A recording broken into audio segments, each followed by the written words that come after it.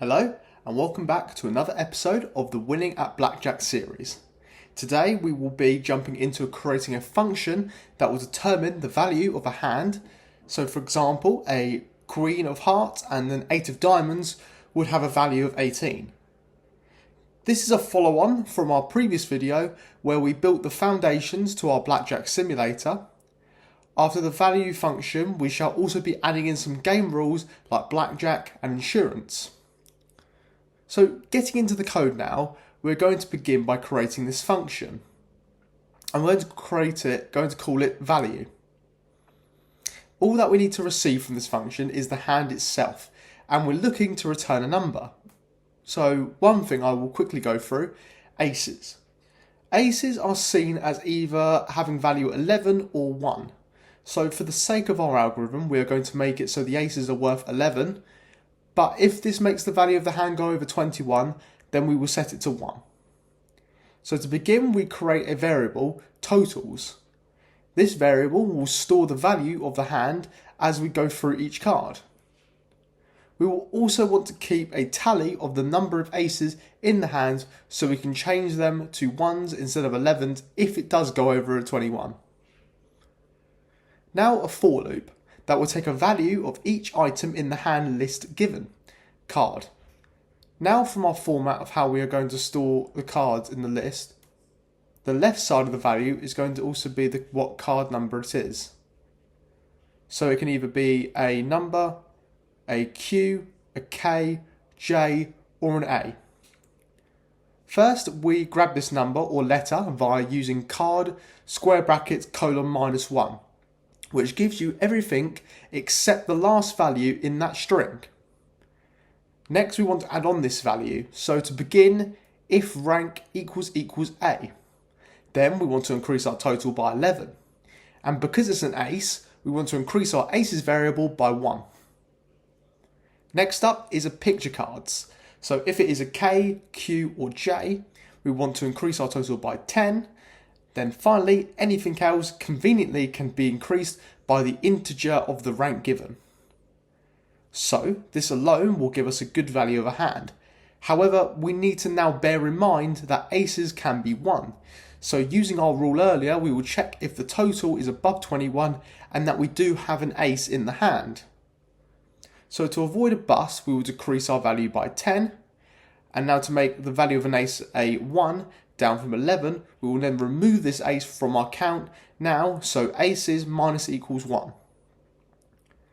This is a while loop, so that as long as we have an ace, we're going to bust, so we can keep reducing this value down. Perfect, and now just return this value and we are done here. Now that we have a way of checking the value of our hand, we can now start checking for game rules that happen based on what cards are dealt. Let's start with Blackjack. So we will need to check for a Blackjack straight after all the initial cards are dealt. So let's find the value of the dealer's deck first. Using variable dealer val, we will call the function made earlier with their hand sent in. This will return the value for us, and using a if statement, we can check if the value is 21. If it is, then we know that the dealer has Blackjack, and therefore we will set a new variable, dealer Blackjack, to true. Now we can do the same for the player, just swapping around our values and variable names. Let's play with some money now. Inside the player's Blackjack if statement, if the Blackjack dealer does not have Blackjack as well, then we will win our bet 1.5 times. So we will add this amount to our money total. Then another case, the dealer gets Blackjack and we don't. The game is over and we lose our bet. Money minus equals bet.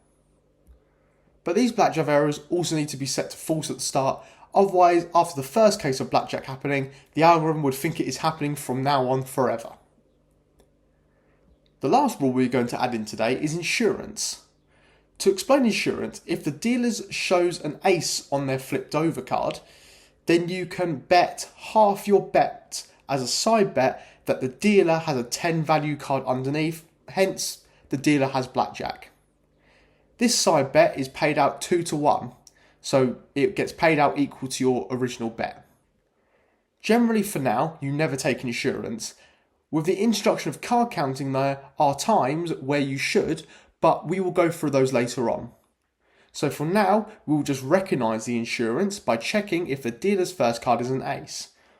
We can see this with if dealer 00 equals A. Then take insurance equals false. It is false for now since we never take insurance.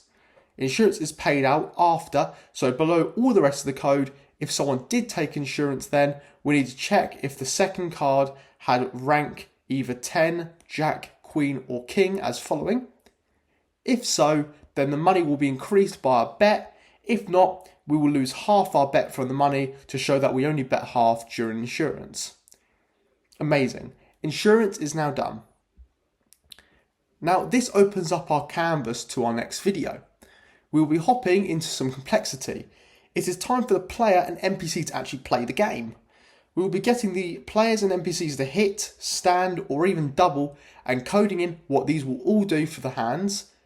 These decisions will be made by a Blackjack basic strategy which we'll be implementing next video.